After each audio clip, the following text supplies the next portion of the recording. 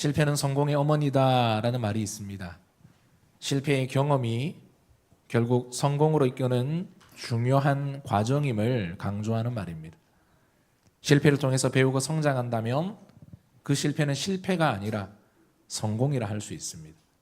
하지만 실패를 계속해서 반복한다면 그 실패가 쌓여서 결국 돌이킬 수 없는 결과를 낳게 될 것입니다. 사사기는 실패의 역사입니다. 실패할 수 없는 이스라엘 백성들이 왜 실패했는지, 어떻게 실패했는지를 가감 없이 우리에게 보여줍니다. 안타까운 것은 이스라엘 백성들은 실패를 통해 아무것도 배우지 못했다는 것입니다. 실패로 인해 고통당할 때만 배우는 척, 돌이키는 척 하다가 조금 편해지면 여러분 들어갈 때 마음, 나올 때 마음 다르다고, 힘들고 어려우면 하나님 붙들고, 하나님 그 시간들이 지나고 나면 여러분 다시 돌아가는 것이 여러분 사람의 마음이더라는 거죠. 이러한 신앙의 악순환의 반복을 여러분 사사기 강의 설교를 하면서 여러분 우리는 매주 보게 될 것입니다. 여러분 우리의 신앙은 어떻습니까? 때론 넘어지고 실패하지만 그것을 통해 성장할 수만 있다면 오히려 실패가 감사의 제목이 될 수 있습니다. 실패로 인해 주저앉아 있는 인생이 아니라 실패를 딛고 전진하는 우리 모든 다사랑교회 성도들 되시기를 주의 이름으로 축원합니다. 오늘 본문 11절부터 1장 마지막 절까지는 이스라엘 12지파의 가나안 정복 전쟁을 요약해서 설명합니다. 유다는 대체적으로 성공적이었으나 나머지 지파는 실패합니다. 여기서 눈여겨보아야 할 대목이 있는데 그것은 갈렙의 이야기와 요셉 가문의 베델 정복에 대한 내용입니다. 갈렙은 담대하나 요셉 가문은 소심합니다. 아니 믿음이 없습니다. 그 결과 갈렙은 믿음으로 헤브론을 정복하지만 요셉 가문은 인간적인 방법으로 베델을 취합니다. 성공한 것 같지만 성공이 아니라 실패라는 거죠. 여러분 믿음은 선택입니다. 보이지 않는 것 같지만 무엇을 선택하는지를 보면 그 사람의 믿음이 어떠한지 볼 수 있습니다. 오늘 말씀을 통해 나의 믿음을 돌아보고 어떤 선택을 하며 살아갈지 결단하는 은혜가 있기를 다시 한번 축복합니다. 12절 말씀 읽어보겠습니다. 갈렙이 말하기를 기랏세벨을 쳐서 그것을 점령하는 자에게는 내 딸 악사를 아내로 주리라 하였더니. 아멘. 기랏세벨은 헤브론에서 13km 정도 떨어진 곳으로 전략적 요충지였습니다. 이 성에 점령을 놓고 갈렙은 자신의 딸을 상으로 내걸 만큼 차지하기 쉽지 않은 까다로운 성읍이었던 것 같습니다. 여러분 갈렙은 여호수아와 동시대의 사람입니다. 12정탐꾼 중 한 명이었고 출애굽한 세대 중 여호수아와 갈렙만이 가나안 땅에 들어갈 수 있었습니다. 여호수아 14장을 보면 각 지파별로 땅을 분배하는 장면이 나옵니다. 갈렙이 여호수아를 찾아가서 헤브론을 자신에게 달라고 요청합니다. 여러분 이 헤브론은 비옥한 땅이 아닙니다. 척박한 산지입니다. 그는 충분히 기득권을 요구할 수 있는 위치에 있었습니다. 하지만 놀랍게도 사람이 살기 힘든 황량한 산지를 구합니다. 그 산지에 살고 있는 사람들은 아낙 족속입니다. 과거에 12정탐꾼을 벌벌 떨게 만들었던 메뚜기 콤플렉스를 안겨준 그 거인족들입니다. 갈렙은 여호수아에게 이렇게 고백합니다. 여호수아서 14장 12절입니다. 그날에 여호와께서 말씀하신 이 산지를 지금 내게 주소서. 당신이 그날에 들으셨거니와 그곳에는 아낙 사람이 있고 그 성읍은 크고 견고할지라도 여호와께서 나와 함께 하시면 내가 여호와께서 말씀하신 대로 그들을 쫓아내리이다 하니. 아멘. 여러분 갈렙에게는 자신감이 있었습니다. 거인족이 있고 그 성읍이 크고 견고해도 하나님이 나와 함께 하시면 반드시 이긴다는 겁니다. 그리고 무엇보다 하나님이 이미 승리를 약속하셨기 때문에 말씀하신 대로 그들을 쫓아내겠다는 거죠. 갈렙이 가졌던 자신감의 근거는 자신에게 있지 않습니다. 내 능력과 내 경험과 내 인맥과 내가 가지고 있는 것들과 아무 상관이 없더라는 거죠. 갈렙은 하나님의 말씀을 붙들었습니다. 보이는 환경보다 말씀을 더 중요하게 여겼고 하나님의 말씀이 반드시 이루어진다라고 하는 믿음을 가지고 있었습니다. 여러분, 그 결과가 사사기 1장 10절입니다. 읽어보겠습니다. 유다가 또 가서 헤브론에 거주하는 가나안 족속을 쳐서 세세와 하이만과 달메를 죽였더라. 헤브론의 본 이름은 기랏 아르바였더라. 아멘. 여러분, 환경이 어렵고 큰 문제가 앞을 가로막고 있습니까? 환경과 문제를 묵상해 봤자 여러분 답은 없고 낙심만 찾아옵니다.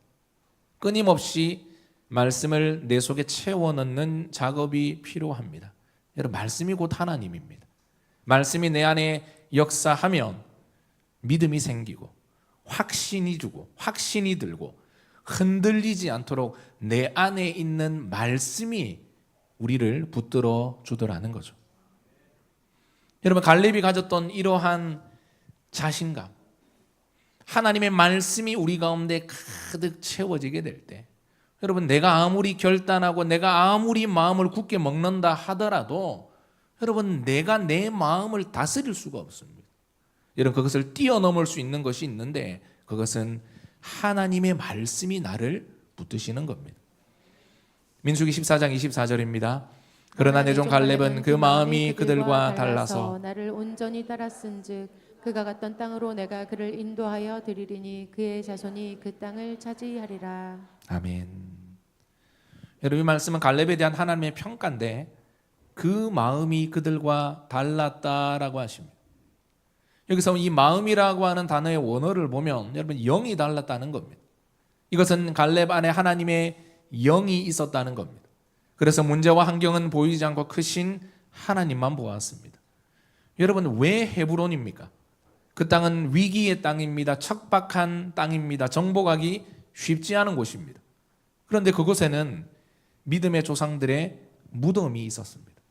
아브라함과 이삭과 야곱의 무덤입니다. 헤브론은 영원한 하나님 나라에 대한 소망을 담고 있는 땅입니다. 현실은 척박하고 아무런 가능성이 보이지 않았지만 하나님의 약속을 믿고 하나님이 역사하실 것을 소망했던 믿음의 사람들이 있는 곳이 바로 헤브론이었습니다. 여러분, 갈렙에게는 영적인 욕심이 있었던 것 같습니다. 그래서 영적인 의미가 있는, 여러분, 겉으로 볼 때 비옥한 땅을 요구한 것이 아니라 산지요, 척박한 땅이요, 황량한 곳이요, 정복하기 쉽지 않지만 이곳이 영적인 의미가 있고 영적인 그 믿음의 조상들 아브라함과 이삭과 야곱이 묻혀 있는, 그래서 당장의 눈앞에 보이는 이익이 아니라 보이지 않는 영적인 복을 사모하고 구하고 있더라는 거죠. 여러분, 갈렙과 같이 좁은 길이지만 척박한 땅이지만 영적인 복이 있는 땅을 선택하는 은혜가 있기를 축복합니다. 19절 읽어보겠습니다. 여호와께서 유다와 함께 계셨으므로 그가 산지 주민을 쫓아내었으나 골짜기의 주민들은 철병거가 있으므로 그들을 쫓아내지 못하였으며. 아멘. 여러분, 이제부터는 이스라엘 지파의 실패에 대한 기록입니다. 여호와께서 유다와 함께 계셨으므로 라는 뜻은 이번 한 번만 함께 하셨다는 것이 아니라 계속 함께 하셨고 앞으로도 함께 하시겠다는 겁니다. 그래서 산지 주민을 쫓아낼 수 있었습니다. 그런데 골짜기 주민들은 쫓아내지 못합니다. 여러분, 그 이유가 무엇입니까? 그들에게는 철병거가 있었기 때문입니다. 여러분, 철병거는 당시 전쟁의 판세를 바꿀 수 있을 정도의 신무기입니다. 그래서 유다 지파는 산지 주민들을 쫓아냈지만 골짜기 주민들과는 아예 싸우지 않았습니다. 그러다가 그러니까 여러분, 이 전쟁을 하다가 패한 것이 아니라 객관적인 군사력으로 볼 때 싸워봤자 안 될 것 같으니까 먼저 포기해버린 겁니다. 여러분, 참 어이가 없는 상황입니다. 분명 하나님은 산지 주민들과 싸울 때도 함께 하셨고 골짜기 주민들 앞에 선 유다 지파와도 함께 하셨습니다. 하나님은 변함이 없었는데 적군을 보니까 너무 강했기 때문에 시도조차 하지 않았고 도전조차 하지 않았고 그냥 그 앞에서 포기해 버렸다는 겁니다. 여러분, 용기는 두려움이 없는 것이 아니라 두렵지만 앞으로 전진하는 것입니다. 할렐루야. 하나님이 나와 함께 하신다면 어떤 적이라 하더라도 이길 수 있다는 믿음을 가지고 두렵지만 객관적으로는 이길 수 없다라고 하는 부정적인 생각이 내 안에 든다 하더라도 믿음으로 전진하고 도전하는 것입니다. 하지만 유다 지파는 그 믿음이 없었고 결국은 시도조차 하지 않고 그 자리에 주저앉아 버렸습니다. 21절입니다. 베냐민 자손은 예루살렘에 거주하는 여부수 족속을 쫓아내지 못하였으므로 여부수 족속이 베냐민 자손과 함께 오늘까지 예루살렘에 거주하니라. 아멘. 여러분, 베냐민 족속도 마찬가지입니다. 예루살렘에 거주하는 여부수 족속은 이미 유다 족속과의 전투에서 큰 타격을 입은 상태였습니다. 하지만 베냐민 족 자손들은 여부수 족속을 쫓아낼 힘도 없었고, 여러분, 그것보다는요, 그들을 반드시 쫓아내겠다라고 하는 의지가 없었습니다. 여러분, 이유가 무엇입니까? 가나안 족속들을 진멸하라고 하신 하나님의 말씀을 무겁게 받아들이지 않았기 때문입니다. 그래서 자꾸 환경 탓을 합니다. 사람 탓을 합니다. 핑계를 댑니다. 어쩔 수 없었다라고 자기를 합리화하고 있더라는 거죠. 여러분, 죽으면 죽으리라. 여러분, 이 마음으로 하나님이 나를 반드시 이기게 할 것이다, 이 말씀을 믿고 가서, 여러분, 말씀을 믿고 가서 싸우다 죽으면 여러분 뭐라고요? 그거 순교입니다. 하나님의 약속의 말씀을 믿고 도전해서 여러분 그것으로 말미암아 내가 실패한다 하더라도 여러분 그것은 실패가 아니라는 거죠. 하지만 베냐민 지파는 환경 탓을 합니다. 사람 탓을 합니다. 어쩔 수 없다 자기 합리화를 하며 그 자리에 그냥 멈추어 있더라는 거죠. 사사기 1장 22절 읽어보겠습니다. 요셉 가문도 베델을 치러 올라가니 여호와께서 그와 함께 하시니라. 아멘. 여러분, 이제 요셉 가문의 차례입니다. 하나님은 요셉 가문과 함께 하셨습니다. 여러분, 이것은 승리의 보장입니다. 가게만 하면 무조건 이기게 되어 있는 겁니다. 그런데 갑자기 요셉 가문에서 정탐꾼을 베델로 보냅니다. 여러분, 전쟁하기 전에 정탐꾼을 보낼 수 있습니다. 하지만 그 후에 정탐꾼들의 여러분 행동을 보면 너무나 실망스럽습니다. 읽어보겠습니다. 정탐꾼들이 그 성읍에서 한 사람이 나오는 것을 보고 그에게 이르되 청하노니 이 성읍의 입구를 우리에게 보이라. 그리하면 우리가 내게 선대하리라 하매 그 사람이 성읍의 입구를 가리킨지라. 이에 그들이 칼날로 그 성읍을 쳤으되 오직 그 사람과 그의 가족을 놓아 보내매. 아멘. 여러분, 이 베델은 해발 1000m에 달하는 고지대에 위치한 요새였습니다. 그만큼 정복하기 쉽지 않은 곳입니다. 그래서 정탐꾼을 보내 적의 동향을 먼저 탐지하려 했던 것인데 생각지도 않게 성에서 한 사람이 나오는 것을 보았습니다. 그 순간 정탐꾼들은 그 사람에게 한 가지 제안을 합니다. 성의 입구를 알려주면, 여러분, 여기서 말하는 성의 입구가 성문을 말하는 것이 아니라 비밀 통로, 그러니까 몰래 들어갈 수 있는 그 통로를 알려주면 너의 가족들을 다 살려주겠다라고 하는 제안을 한 겁니다. 여러분, 이것은 어떻게 보면 절호의 기회같이 여겨지지만 지극히 인본주의적인 생각입니다. 하나님은 가나안 족속들을 진멸하라고 하셨습니다. 하나도 남김없이 다 죽이라는 겁니다. 하지만 요셉 가문은 이 말씀을 어기고 베델 사람의 도움을 받았고 그 성을 정복한 후에 입구를 알려준 사람과 그의 가족들을 살려 보내어 주었습니다. 여러분, 이것은 여리고성을 무너뜨릴 때 이 기생 라합의 행동과 비슷해 보이는데 자세히 보면 여러분 미묘한 차이가 있다는 것을 알 수 있습니다. 먼저 라합은 하나님에 대한 신앙 고백이 있었습니다. 이것을 확인한 후에 정탐꾼들이 제안을 했는데 여러분, 요셉 가문의 정탐꾼들은 한 사람이 성의 입구에서 나오는 것을 보자마자 신앙 고백을 들은 것이 아닙니다. 그에게 성읍의 입구를 알려주면 그와 그의 가족을 살려주겠다라고 하는 제안을 합니다. 그만큼 전쟁의 승리를 확신하지 못했다는 겁니다. 그래서 의도적으로 가나안 족속인 이방인과 계약을 맺었습니다. 가나안 족속을 전부 진멸하라고 하는 하나님의 명령보다 현실의 어려움이 더 크게 다가온 거예요. 분명히 이것을 하나님이 원하지 않는다라고 하는 것을 알고 있었지만 이 베델 성을 보니까 이거 정복하기 쉽지 않은 거예요. 그런데 비밀 통로를 알려주기만 하면 쉽게 정복할 수 있겠다. 여러분, 하나님의 말씀의 관점에서 보면요, 계약을 맺거나 그들을 살려줘서는 안 되는데 현실을 보니까 이것이 절호의 기회가 나에게 왔다라고 지금 착각하고 있더라는 겁니다. 물론 여러분 그 일을 통해서 인간적인 방법으로 승리를 얻게 되었지만 여러분 그 승리는 결국 더 큰 실패로 그들을 이끌게 되었습니다. 라합은 이스라엘 믿음의 공동체에 들어가서 하나 되었지만 요셉 가문과 계약을 맺은 이 베델 사람은 가나안 족속의 정체성을 버리지 않고 결국 자신의 종교와 문화를 그대로 유지한 채 또 다른 성읍을 건설합니다. 여러분, 라합과의 만남은 하나님의 섭리에 의한 것이었지만 요셉 가문이 베델 사람과 맺은 계약은 철저히 인본주의에 인한 겁니다. 하나님의 함께 하심과 승리케 하심에 대한 확신이 없으니까 자꾸 믿음이 아니라 다른 방법을 구하는 겁니다.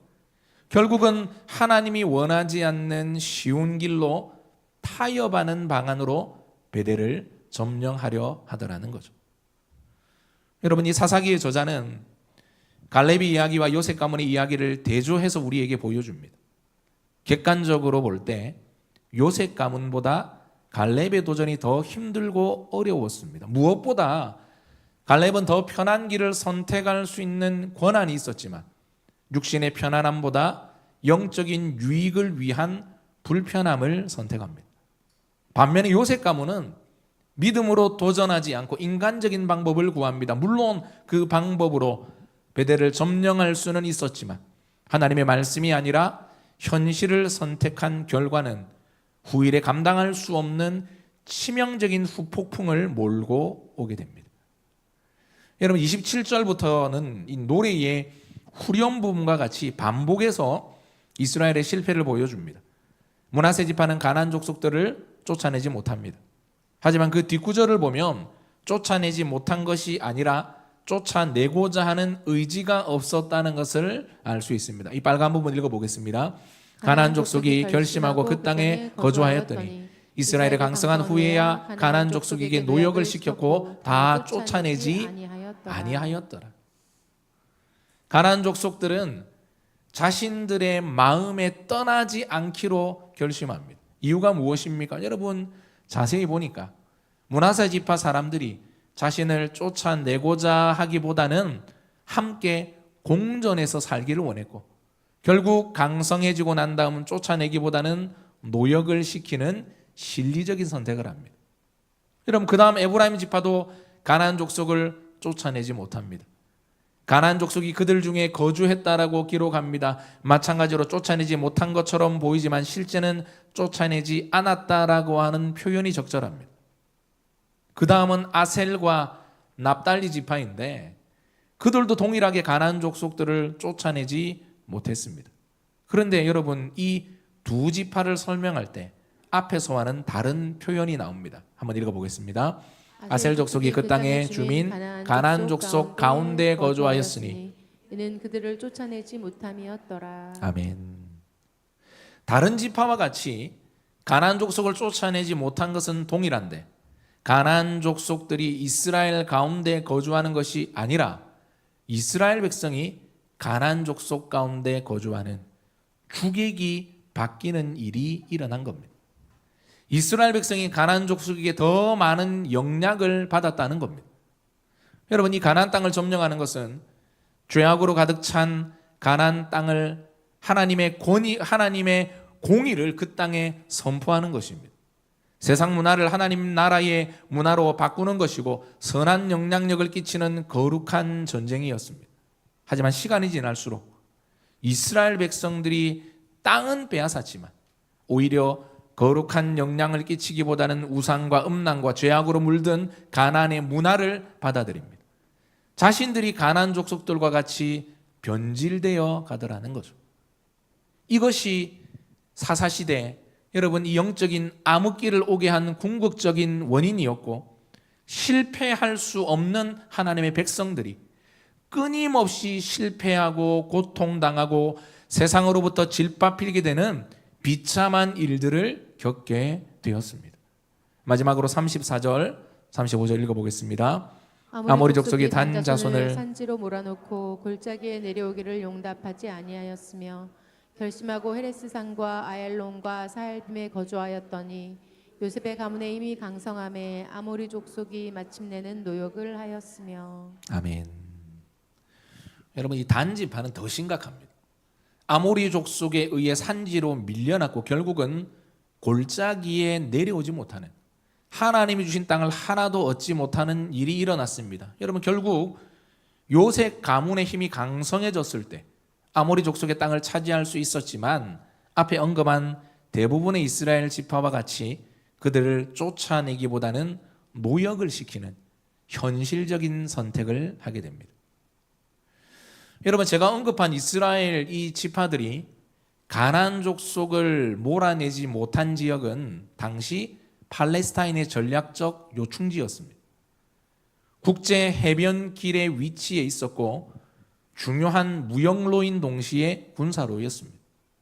따라서 제국을 꿈꾸는 모든 왕들은 먼저 이곳을 장악하려 했습니다. 그렇기 때문에 성읍도 견고했고 현실적으로 이들을 쫓아내기가 쉽지 않았을 겁니다. 그래서 가나안 족속들을 쫓아내지 못한 지파들에게 아니 왜 하나님의 말씀에 순종하지 않았냐라고 물어보았다면 그들 나름의 변명과 이유가 분명히 있었을 겁니다.